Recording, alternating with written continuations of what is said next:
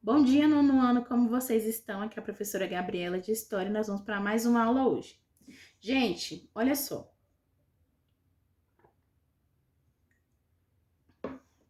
Na aula passada, eu passei uma revisão para a prova de vocês, que será semana que vem. E a prova de vocês vai falar sobre a Primeira Guerra Mundial, tá? Então, assistam aos vídeos que tem na plataforma sobre a Primeira Guerra Mundial.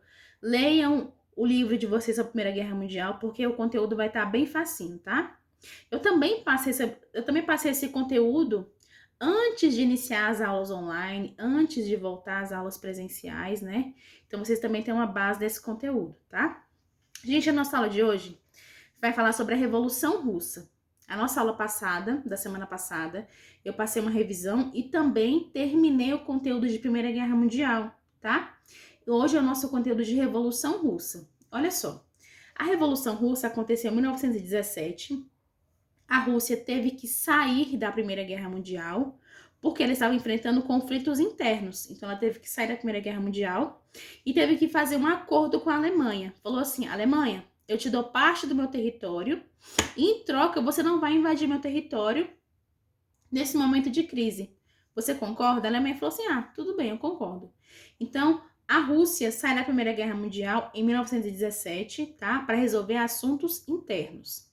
Turma, ao longo da Europa inteira, os reis são chamados de reis, monarcas, nobreza, tá? Na Rússia, eles são chamados de czares, tá? Então, sempre que eu falar um czar ou czarista, estou falando dos reis, tá bom? E olha só, então a Rússia sai da guerra, volta para a Rússia para resolver problemas internos da própria Rússia, tá? Em 1917, que é quando a Rússia retorna e sai da Primeira Guerra Mundial, o czar Nicolau II, ele cai do poder, tá? Por quê? A população estava extremamente insatisfeita com o mandato dele. Por quê? A Rússia, gente, é um local muito frio, tá? Por ser um local muito frio, é um local que ele não consegue plantar muito, né? Porque é um local muito frio, não é um local igual ao Brasil que tem sol, sombra, água, você consegue plantar muito. Então, lá na Rússia, eles conseguiam plantar pouco. E a Rússia é um dos territórios maiores da Europa. É um dos maiores territórios, um dos territórios que tem mais gente, tá? E aí, gente, olha só o seguinte: tinha muita gente, um território muito frio que você não consegue plantar muito, consequentemente as pessoas começaram a passar fome, tá? Porque você consegue plantar pouco e você tem muita gente para comer. Não bate, esse cálculo não bate, tá? E aí, gente, a população russa começou a passar muita fome, muito frio, muita necessidade. E os czares, esses reis da Rússia, eles não se importavam com isso, tá? Eles se importavam em o seguinte: a população tem que me pagar imposto para que eu possa fazer as minhas festas, para que eu possa viver a minha vida. Os czares da Rússia, os reis da Rússia, faziam muitas festas e festas muito caras. Em contrapartida, enquanto rolava as festas dos reis, a população passava fome e também passava por uma desigualdade social muito grande, tá?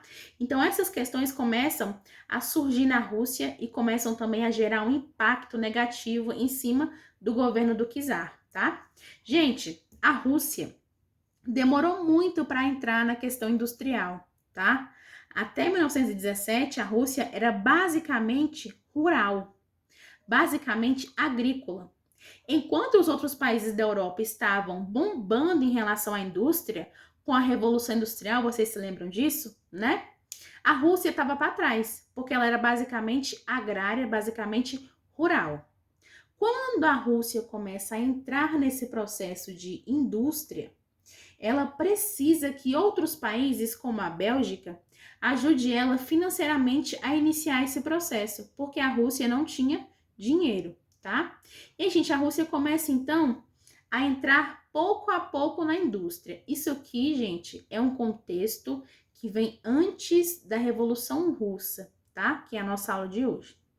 E aí, então, a Rússia, quando começa a entrar nesse contexto de indústria, ela começa a passar por aquelas mesmas coisas que os outros países industriais passavam, que é o extremo desrespeito em relação aos trabalhadores. São pessoas que trabalham em média de 18 horas por dia, tá? Todos os dias, de segunda a segunda. Não recebem bons salários, recebem salários muito baixos. Não tem essa questão de férias, de leis trabalhistas, não tem nada. Se a pessoa se machucou no trabalho, ela simplesmente é demitida e entra outro no lugar dela. Não tem essa questão do respeito com o trabalhador. É um momento da Europa em que ela não respeita as pessoas, em que os burgueses, os donos das fábricas só querem lucrar, tá?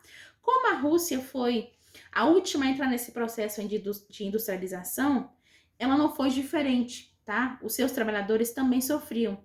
Além de sofrerem fome, frio e desigualdade, começaram a sofrer com baixos salários, com a questão dos donos das fábricas não se interessarem por eles, começaram a sofrer com essas questões. Vocês sabem, como eu falei nas aulas anteriores, que a população pobre, ela sempre trabalhou, desde a criança até o mais velho. Então, na Revolução Industrial não é diferente, na indústria, na Rússia não é diferente. As crianças, mulheres, homens, adultos e idosos trabalhavam na indústria, ganhando pouco, tá? E trabalhando muito. Com isso, turma, associada ao frio, à fome, à desigualdade, ao baixo salário, a trabalhar muito, aos reis, que são os czares, que fazem muita festa, não ligam para a população, isso foi só juntando, sabe? Como se fosse uma bola de neve.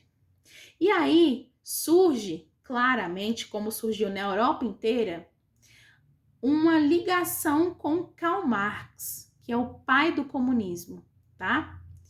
Então, os trabalhadores começam a pensar o seguinte: nós precisamos reivindicar isso.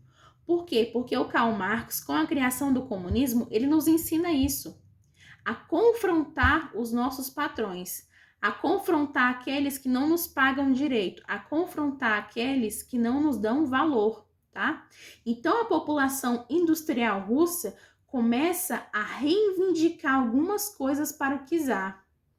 Além dessa população industrial, a própria população que vivia na Rússia e que não trabalhava com a indústria também começou a reivindicar lá para o rei. Pensando o seguinte: você vai continuar com essas festas aí, não vai olhar pra gente, nós estamos passando fome, nós estamos passando frio. Você tem que fazer alguma coisa para com a nossa população, tá? E aí, gente, olha só o seguinte, um detalhe importante. A Rússia, ela é católica, porém ela é católica ortodoxa. Nós sabemos que nesse período da Idade Moderna, a igreja ela é um grande aliado do rei, não é verdade?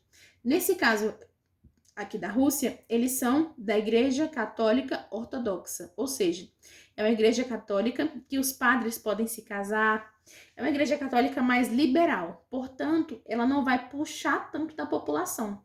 Portanto, ela vai deixar que a população viva de uma maneira mais livre, tá? Nesse sentido.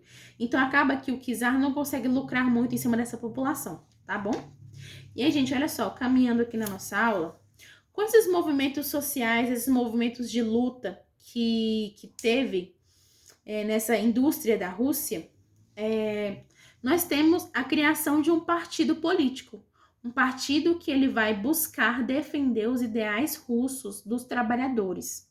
E esse partido, ele vai ter como base o comunismo, tá? Só que aí, gente, nesse partido começou a ter algumas discussões.